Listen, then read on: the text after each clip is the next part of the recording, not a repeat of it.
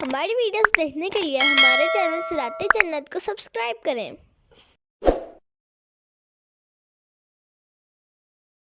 وقال رجل مؤمن من آل فرعون يكتم إيمانه أتقتلون رجلا أن يقول ربي الله وقد جاءكم بالبينات من ربكم۔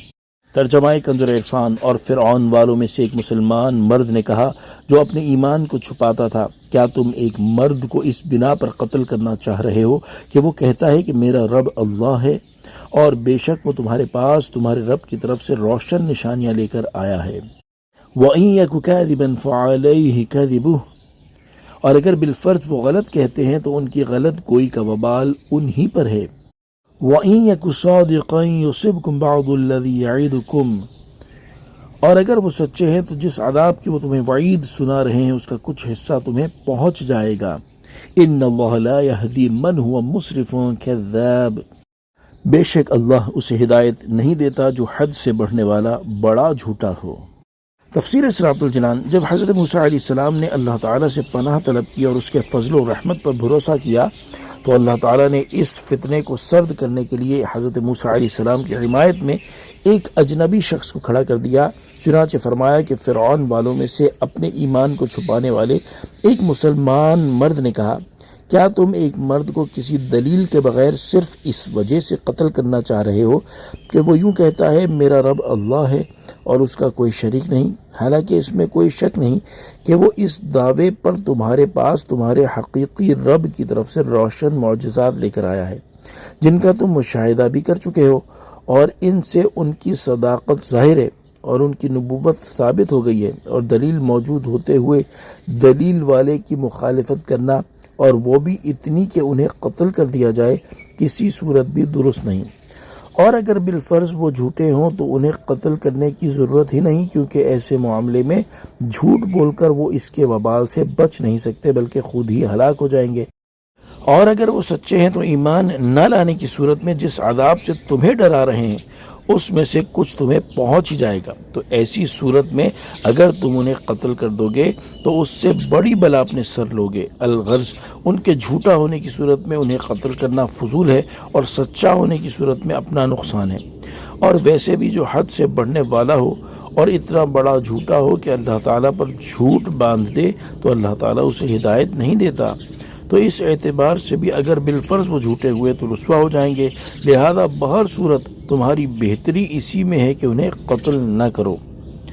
اس آیت میں آل فرعون کے مومن کا ذکر ہوا۔ اس کے بارے میں مفسرین کا ایک قول یہ ہے کہ یہ مومن فرعون کا چچا زاد بھائی تھا، لیکن وہ حضرت موسیٰ علیہ السلام پر ایمان لا چکا تھا اور اپنے ایمان کو فرعون اور اس کی قوم سے چھپا کر رکھتا تھا کیونکہ اسے اپنی جان کا خطرہ تھا، اور یہی وہ شخص تھا جس نے حضرت موسیٰ علیہ السلام کے ساتھ نجات حاصل کی تھی۔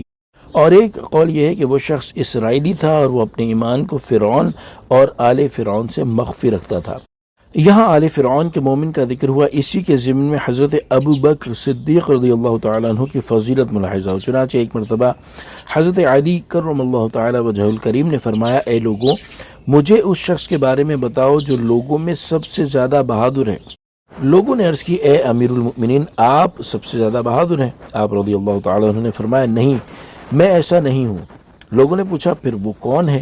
آپ نے فرمایا، حضرت ابو بکر صدیق رضی اللہ تعالیٰ عنہ، کیونکہ میں نے دیکھا کہ رسول اللہ صلی اللہ تعالیٰ علیہ وآلہ وسلم کو قریش نے پکڑ رکھا تھا، ان میں سے ایک دوسرے کو ابھار رہا تھا اور دوسرا کسی اور کو بھڑکا رہا تھا۔ وہ کہہ رہے تھے کہ تم وہی ہو جس نے تمام معبودوں کو ایک بنا دیا ہے۔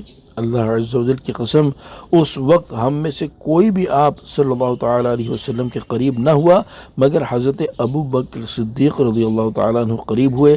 وہ ایک کو مارتے، دوسرے سے مقابلہ کرتے اور کہتے، تم برباد ہو جاؤ۔ کیا تم ایک شخص کو اس لیے قتل کر رہے ہو کہ وہ کہتے ہیں کہ میرا رب اللہ تعالیٰ ہے؟ پھر حضرت علی کرم اللہ تعالیٰ وجہ الکریم نے وہ چادر اٹھائی جو آپ نے زیب تن کر رکھی تھی اور اتنا روئے کہ آپ کی داڑھی تر ہو گئی۔ پھر فرمایا، میں تمہیں اللہ تعالیٰ کی قسم دے کر کہتا ہوں، کیا آل فرعون کا مومن بہتر ہے یا حضرت ابو بکر صدیق رضی اللہ تعالیٰ عنہ قوم فرعون کے مومن سے بہتر ہیں؟ یقیناً یہی بہتر ہے، کیونکہ آل فرعون کا مومن اپنے ایمان کو چھپاتا تھا اور حضرت ابو بکر صدیق رضی اللہ تعالیٰ عنہ اپنے ایمان کا اعلان کرتے تھے۔ صلوا علی الحبیب صلی اللہ تعالی علی محمد صلی اللہ تعالی علیہ وآلہ وسلم.